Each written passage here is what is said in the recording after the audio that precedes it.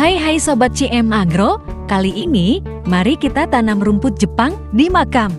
Dari yang gersang seperti ini, jadi hijau, segar, dan subur seperti ini. Wow!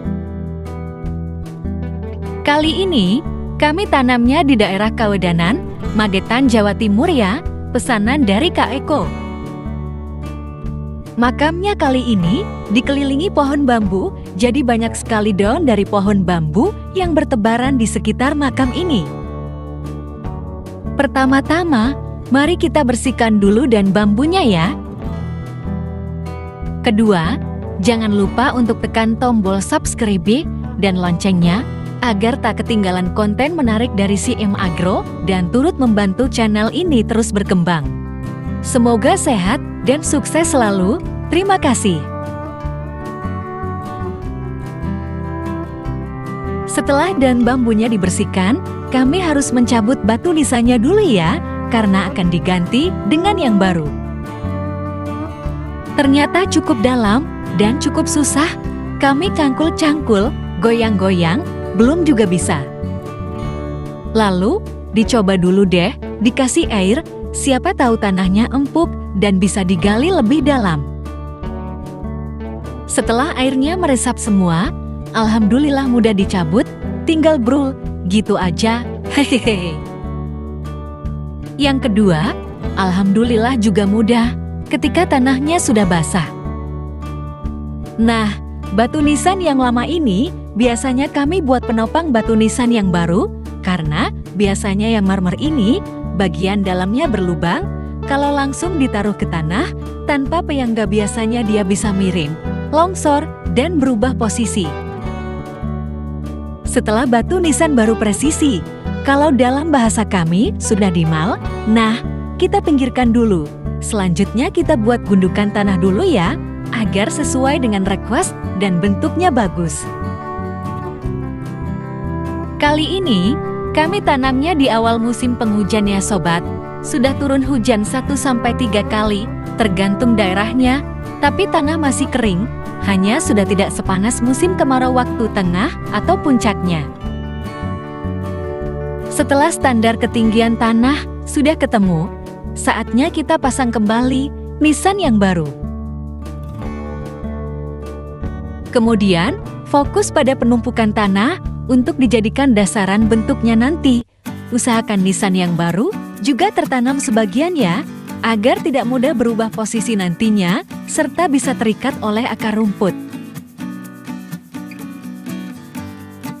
Sambil menunggu proses penggundukan tanah dan perapian bentuk dasar tanah yang mau ditanami rumput, mari kita bahas tanah yang baik untuk tanam rumput Jepang ya.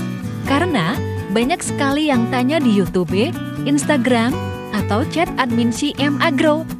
Tanah yang baik untuk rumput Jepang itu bagaimana ya Kak?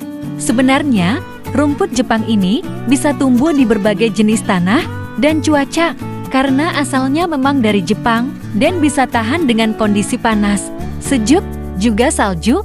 Kalau jenis tanahnya, dia paling cocok dengan tanah coklat ya, yang biasa untuk tanam tebu, kacang tanah, dan lain-lain.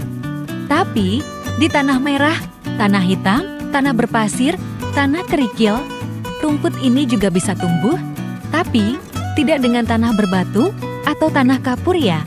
Harus ada lapisan tanah barunya kalau seperti itu. Setelah tanah rata dan terbentuk dasarnya, saatnya kita sirami dulu tanahnya sampai cukup basah dan mudah untuk merekatkan akar rumput Jepangnya ya. Untuk penyiraman, lebih baik menggunakan spray atau penyiraman menyebar agar rata airnya. Karena lupa bawa alat penyiraman, kali ini kami gunakan plastik yang kami lubangi, kreatif bukan? Memanfaatkan segala potensi yang ada. Hehehe. Setelah tanah sudah basah, rumput Jepang siap ditanam. Yuk mari kita tanam ya. Bismillah, semoga tumbuh subur, indah, dan sesuai dengan harapan klien CM Agro. Buat kamu yang butuh rumput Jepang untuk makam, taman, dan lail, bisa kontak admin di deskripsi ya. Ada di marketplace, ada juga WA, dan lail. Bisa sekalian tanam atau hanya rumput saja. Sekarang yuk kita bahas cara tanam rumput Jepang yang baik. Tanam rumput di tanah basah yang sudah gembur ya. Tanam dengan kondisi rapat antar kotak-kotak rumputnya. Jangan lupa dipukul-pukul agar akarnya menancap di tanah barunya, tidak mudah lepas dan bisa segera menancap pertumbuhan akarnya. Jika ada yang sobek atau tidak kotak, asal ada akar dan tanahnya aman ya, bisa ditanam kok. Kadang juga butuh disobek atau dipotong agar bisa ditanam untuk memenuhi bagian yang belum ditanami rumput Jepang. Kita tanam satu persatu, pelan-pelan, tapi presisi supaya hasilnya lebih maksimal. Bagian pinggirnya, jika tidak rata, bisa kita potong sampai rapi ya. Pakai cangkul lebih maksimal biasanya. Entah cangkul besar ataupun kecil, alat ini lebih maksimal untuk merapikan. Sambil nunggu membereskan bagian sisi-sisi terakhir, yuk kita bahas manfaat tanaman di makam menurut Islam. Menurut Islam, menanam rumput di atas makam diperbolehkan dan memiliki faedah. Tanaman di atas kubur bisa berzikir dan zikirnya dapat meringankan siksa kubur. Menanam pohon kecil yang tidak merusak makam dan akarnya tidak sampai ke jenazah dapat meringankan siksa jenazah. Namun, menanam pohon besar yang dapat merusak makam hukumnya haram. Selain itu, membangun bangunan di atas kuburan tidak diperbolehkan dalam Islam.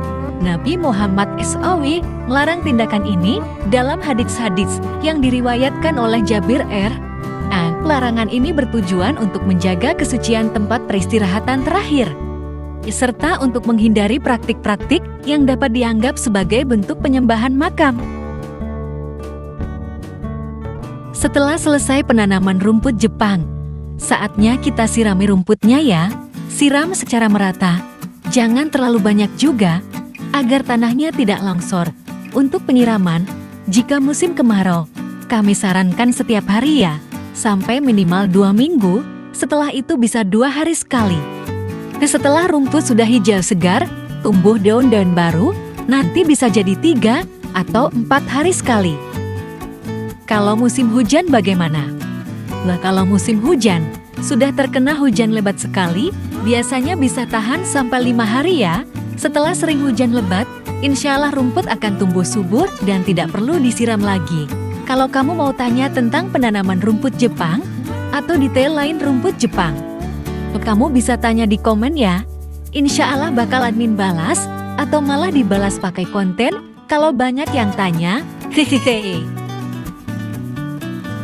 Untuk meratakan rumput Jepang di makam, kita bisa menggunakan cangkul yang cukup lebar dengan dipukul-pukulkan bagian dasar cangkulnya ke bagian rumputnya agar rata, rapi, dan membantu rumput agar makin lengket ke tanahnya. Kalau untuk rumput di taman, bisa juga kita injak-injak langsung, tapi pelan-pelan ya, agar kerataan tanah tidak rusak. Tapi, kalau pakai cangkul ini lebih efisien dan hasil maksimal. Kalau lapangan sepak bola bisa pakai alat yang lebih besar, supaya lebih maksimal dan lebih cepat, kan luas tuh. Ya, hehehe. Ini awalnya, kami disiapkan 4 jerigen air. Alhamdulillah 2 jerigen sudah cukup dan selesai semua, sisanya bisa digunakan untuk menyirami keesokan harinya, tapi semoga segera hujan, supaya rumputnya langsung tumbuh subur. Amin. Alhamdulillah, setelah kurang lebih pengerjaan 1 jam, penanaman rumput Jepang di makam sudah selesai. Bagaimana hasilnya menurutmu? Kalau mau tanya-tanya tentang rumput Jepang, apapun itu, yuk tulis di kolom komentar ya. Insya Allah akan admin jawab semaksimalnya. Sekian dulu konten kali ini, semoga bermanfaat dan menambah wawasan sobat semuanya. Jangan lupa untuk like, subscribe dan bagikan video ini agar semakin banyak orang dapat menikmati manfaatnya. Sampai jumpa di video berikutnya. Tetap setia bersama CM Agro. Semoga sehat dan sukses selalu.